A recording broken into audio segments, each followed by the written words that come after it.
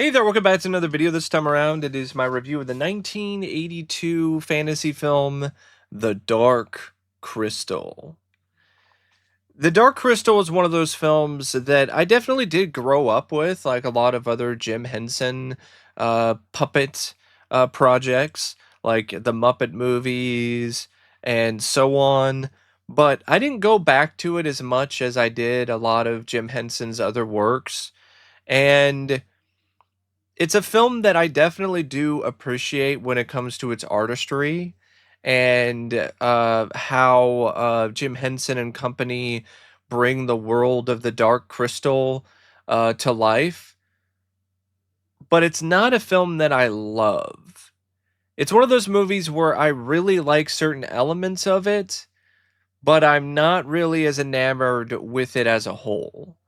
But before I get around to sharing more of my thoughts on the film, though, I would like to give a special shout out to Jonathan for requesting this review. The Dark Crystal is directed by the duo of Jim Henson and Frank Oz, and it's very much the brainchild of Jim Henson. Jim Henson was really into a lot of fantasy novels and fantasy stories, and it inspired him to come up with the story for the Dark Crystal. And I think he originally was intending to direct it solo, but then he wound up getting Frank Oz to help as well. And I definitely feel that that was really the right decision because this was such a tall task and a very ambitious film. And if Jim just tried to do it all on his own, I think he would have ran into some obstacles that he might have had a hard time getting over. But with Frank Oz in tow, he had another visionary, another incredibly talented director when it comes to working with puppetry and the kind of elaborate effects and sets that the film was going to require. So Henson wasn't just left to try to handle this all on his own. And even with Oz, there still are some moments where the film is a bit stiff when it comes to its framing, but I think that's really due to the limitations of the puppet work and the sets, and not necessarily due to the limitations of the two directors. So I don't want to really harp on that too much. But when it comes to the wide shots that showcase the establishing shots for the film, or some of the sequences that actually do involve some kind of action or some kind of thrilling or intriguing sequence or a particularly complicated visual effect, those sequences are superb. I think they are spectacularly directed by Oz and Henson when it comes to the Dark Crystal. But there are some moments where maybe it could have used a little bit more in terms of the camera work. Maybe it could have used some extra camera angles or, an additional pan or a zoom or a tracking shot or a POV shot or something. Because I have to be honest, like there are some moments where the direction will wow you. It will astound you, to be perfectly honest, because of the fact that they're shooting on sets and they're working without any real actors. They're working with nothing but puppets and animatronics, and so when you have that, that definitely creates something that is very unique visually, but it also has some of its limitations. And again, like I do think that the two directors could have done a little bit more, but not that much more, because of the fact that they were very limited in terms of how they could work with the camera, how they could do a lot of these things, and they worked around it in a way that was still really impressive.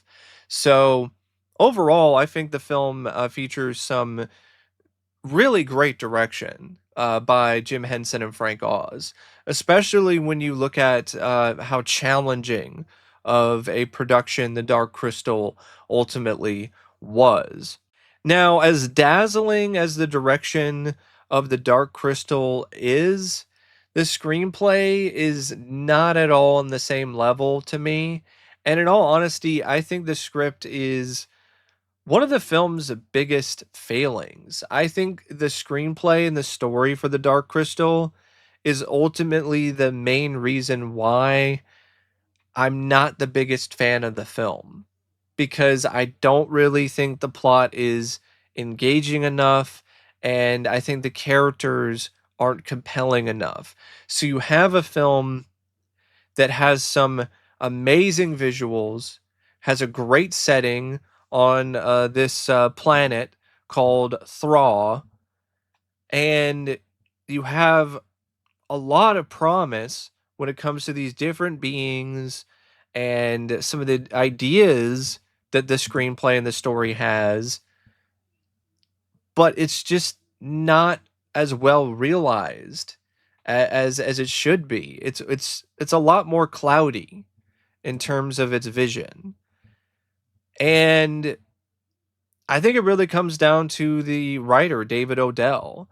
David Odell had no experience writing a fantasy adventure film. He had worked a little bit on The Muppet Show, had an uncredited bit of writing on The Muppet Movie. But other than that, he wrote a screenplay for a film called Running Scared with Ken Wall, which is just a very generic action thriller. And then he did The Dark Crystal. And then after The Dark Crystal, he wrote Supergirl, which is a film that I don't mind and I can have some fun with, but it's not a good screenplay. Then he wrote the Masters of the Universe live action film with Dolph Lundgren, which is also not a very good screenplay.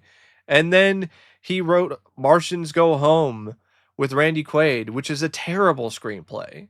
So if you look at this guy's filmography, it's a pretty rough track record as a writer, with the Dark Crystal being the only thing that stands out as being something that is at all close to good.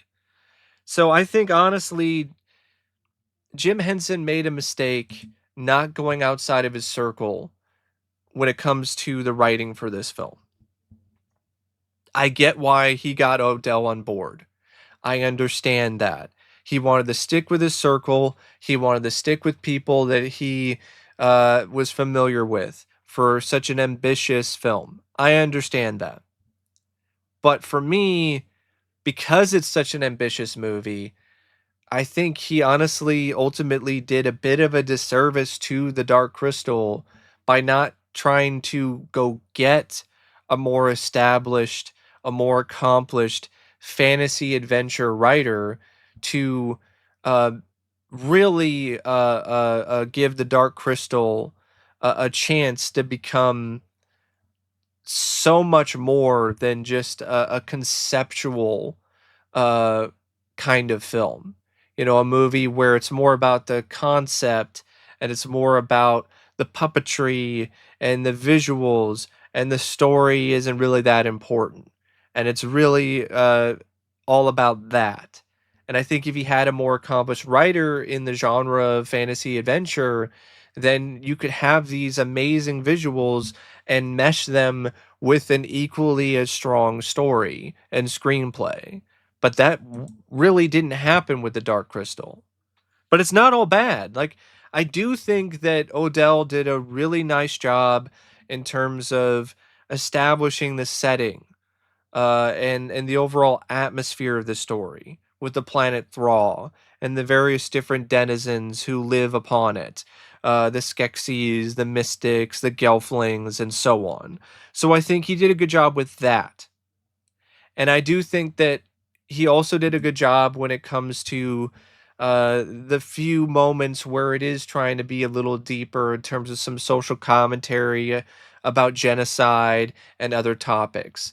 I also think that uh, when it comes to the few moments when it is trying to be a little darker, a little more edgy, I think he also handled those elements of the story well. But when it was trying to break away from that tone, it was trying to be more lighthearted. I don't think that was handled as well. And honestly, the plot was just really bare and thin and honestly way too familiar for me personally. For a film with such a unique visual style and puppetry and visual effects and uh an overall concept and a world, to just have a typical traditional hero's journey be the main plot, that was honestly disappointing to me. Because this is basically what it is. It's just a traditional hero's journey where you got this gelfling named Jen who was raised by these mystics, and he is entrusted with this mission to restore the Dark Crystal and find the missing shard of the Dark Crystal and put it back into the Dark Crystal before the Great Conjunction or during it, to essentially ensure the future of Thra, because it's blighted at this point in time, and they need to restore the Dark Crystal in order to save the planet. And along the way, along his journey, he runs into various different uh, friends or different people that either help him along his way or actually wind up hindering him. He finds another Gelfling in Kira, who was raised by a race called the Podlings, and she helps him. Actually, helps him considerably. Honestly, to the point where your hero Jen is kind of nerfed by his uh colleague, you know, the girl Kira that he meets along the way, almost to the point where you could even make Kira the hero instead of Jen, because Jen doesn't really do a whole lot. Kira does most everything. Jen basically just jumps onto the Dark Crystal at the end and puts the shard back in. Oh, he found the shard earlier, but it was so easy to find the shard that Kira could have done that too. So it's one of those things where the way that Jen is written is also kind of weak, and that just exposes a pretty serious flaw in this screenplay and this story for me. It's the weak characterization. Like, I don't really connect with Jen that much. I don't even connect with Kira that much because the characters are written in such a weak way. There's not a lot of depth to them.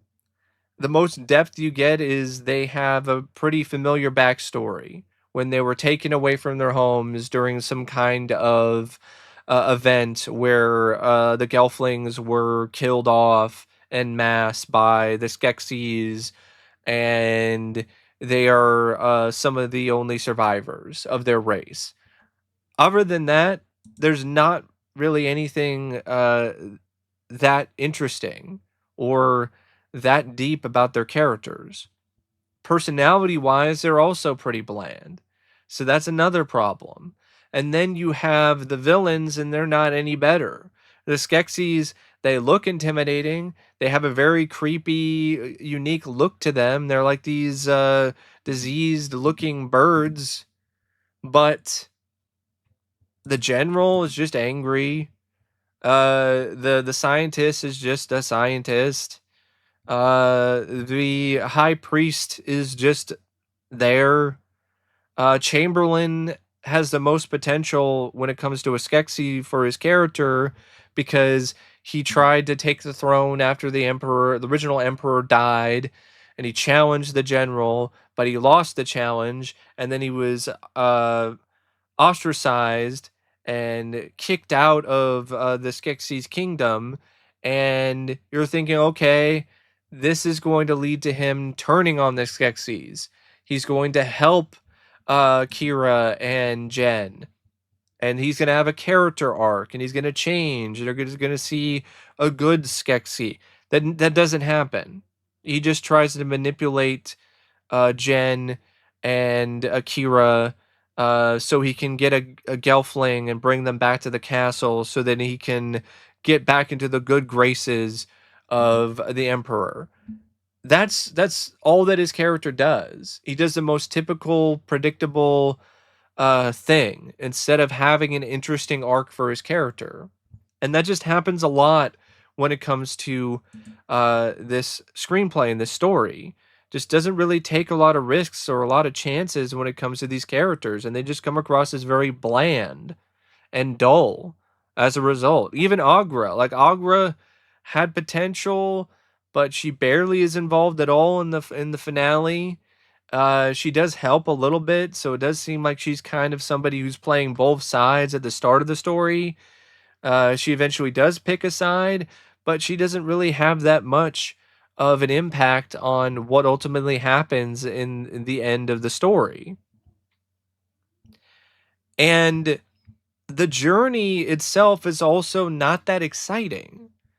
There's maybe a few moments with the Gartham where it gets a little tense, but other than that, there's really not a lot of tension when it comes to the journey that Jen goes on throughout the film. Even when he goes and is trying to find the shard, he just looks over like a bunch of different shards, looks through a certain like I think like a lens or something, and sees one that glows purple, and then oh, that's the one. It was so easy for him to find the shard that it just felt like it was an afterthought. And then you have a few other sort of tense moments where Jen's trying to work his way around unfamiliar surroundings and gets stuck in a bog, and Kira has to help him.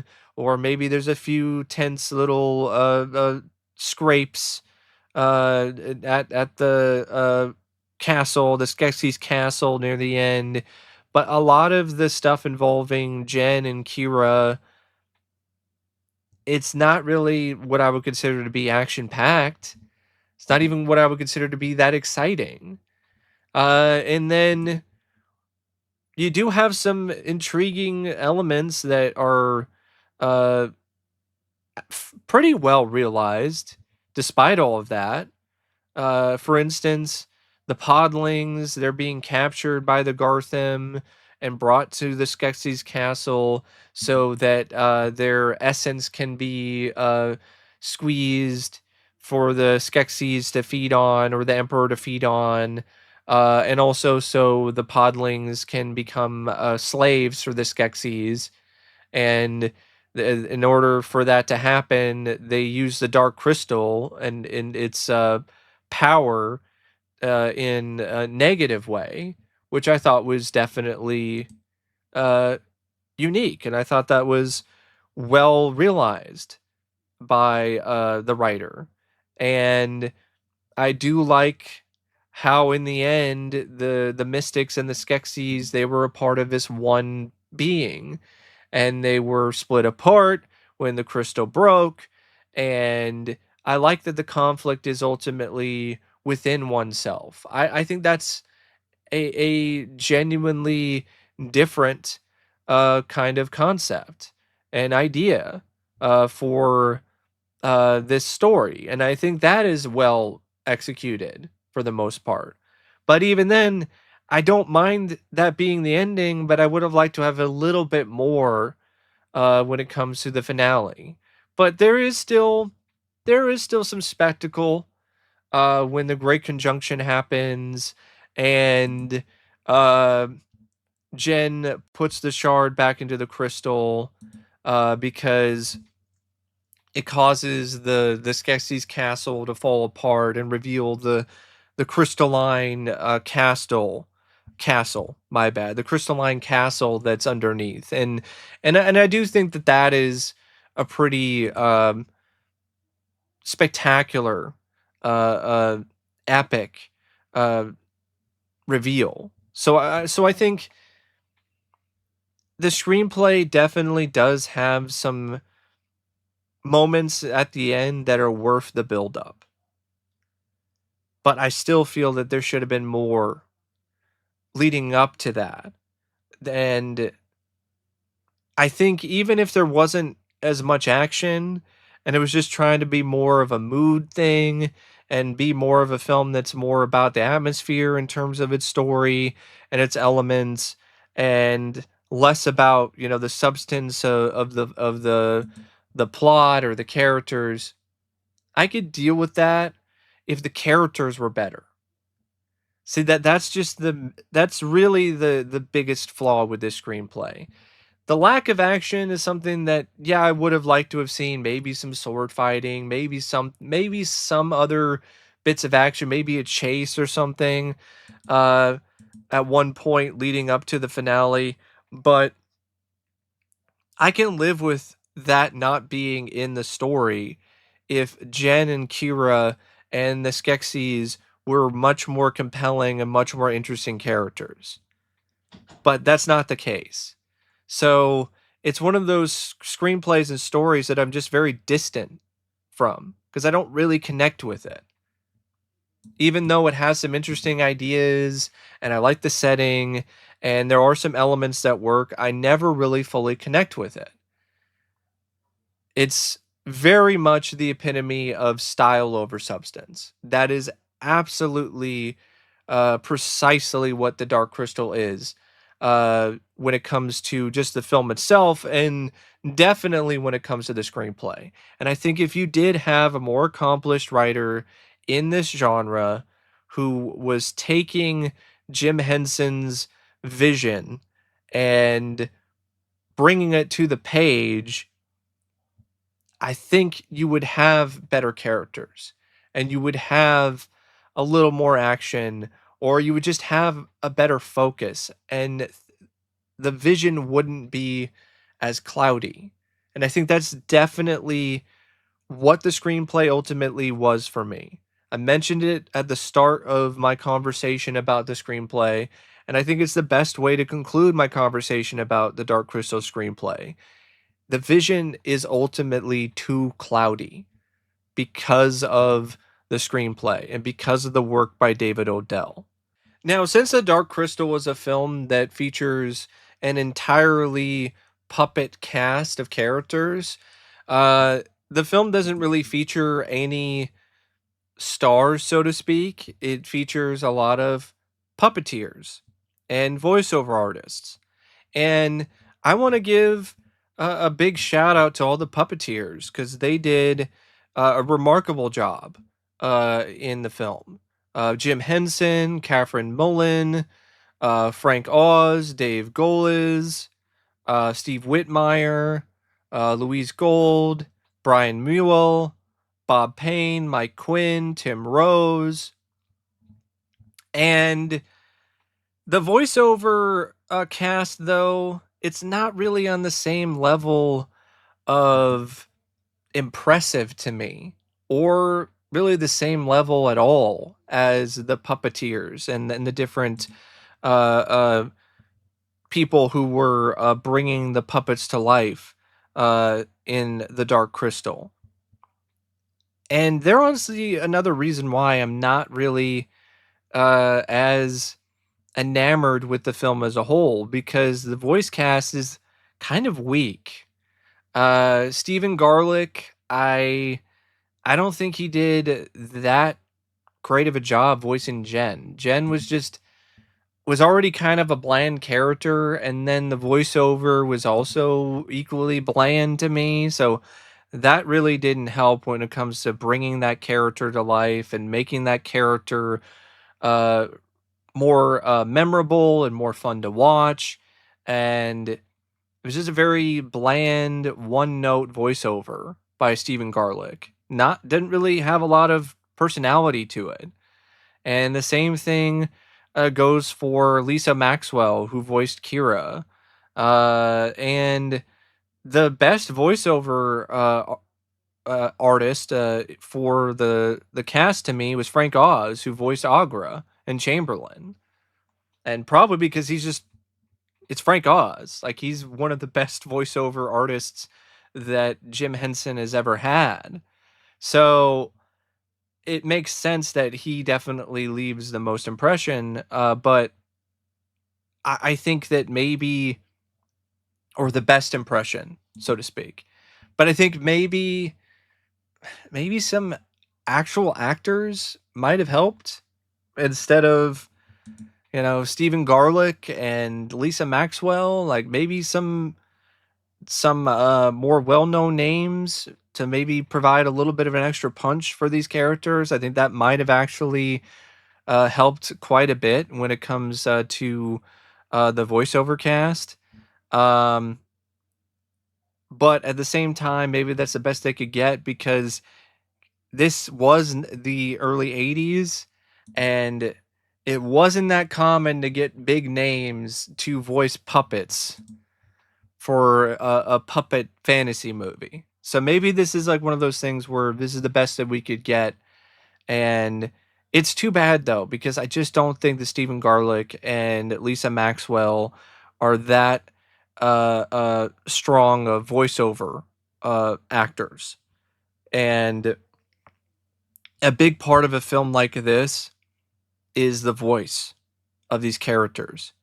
And they just don't have enough dynamic to them to really make these characters uh, rise above the bland writing when it comes to their characterization. And I kind of feel the same way about the Skeksis. Like they're still fine though. Dave Grohl is, and Jim Henson, who also voices Jim Henson was the puppeteer for the High Priest, but Jerry Nelson provides the voice of the High Priest. And it's definitely a voiceover cast though that is, it's just not that great. I'm just going to be honest. Frank Oz is the MVP and he's the best one out of any of them. And maybe it's because he just gets the most interesting characters. Like he gets the characters that have either the best dialogue or the most interesting dynamic or overall arc to them. There's more for him to work with. Um, the film, though, features some wonderful cinematography by Oswald Morris that is just magnificent. The editing by Ralph Kemplin, it's good, but there are some moments where some scenes I think kind of drag a little bit, and I think maybe with some tighter editing would have helped the pace a little bit. The music by Trevor Jones is tremendous. This score is really good. I love this score. A big part of why the film has the atmosphere and the mood and the vibe that it does is not just due to the visuals, it's due to the score. The score itself creates a certain kind of world in your imagination when you listen to it, even on its own without any visuals. And when a score can do that, that is a sign of a really special score. And Trevor Jones is just a very underrated composer anyway. And this definitely is right up there with some of his best work. And definitely got to give a major shout out again to all the puppet work and the practical effects, the set design, and all of those different aspects of the Dark Crystal, because they were just astounding and they were state of the art and ahead of their time in 82, and they still look equally as stunning now all these years later. And a big part of why I do still ultimately like the movie is because of those elements of the film. But at the end of the day, I still don't love the movie because I just don't really get that involved with or get that connected with the characters or the story. Thanks for watching my review of The Dark Crystal, and as always, I'll see you later. See ya.